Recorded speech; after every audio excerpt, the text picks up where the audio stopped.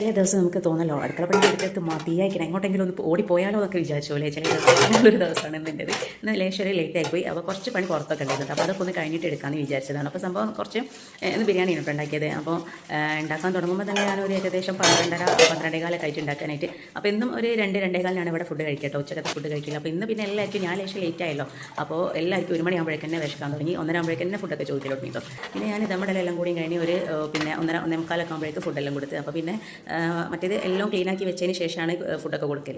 പിന്നെ ഞാനിവർ ഫുഡൊക്കെ ചോദിച്ചു. പിന്നെ ക്ലീനിങ് ഒക്കെ അവിടെ നിൽക്കട്ടെ എന്ന് വിചാരിച്ച് അങ്ങനെ കുറച്ച് പാത്രങ്ങൾ അവിടെ ബാക്കിയുണ്ടായിരുന്നു.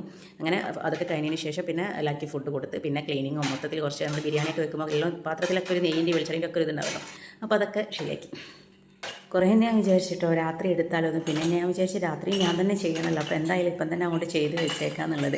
അങ്ങനെ എല്ലാം വെച്ച പിന്നെ പോട്ട് മാത്രമേ ബിരിയാണി പോട്ട് മാത്രമേ ഉണ്ടായിരുന്നുള്ളൂ കേട്ടോ. ബാക്കി ക്ലീനിങ്ങും എല്ലാം കഴിഞ്ഞപ്പോൾ തന്നെ പകുതി സമാധാനം.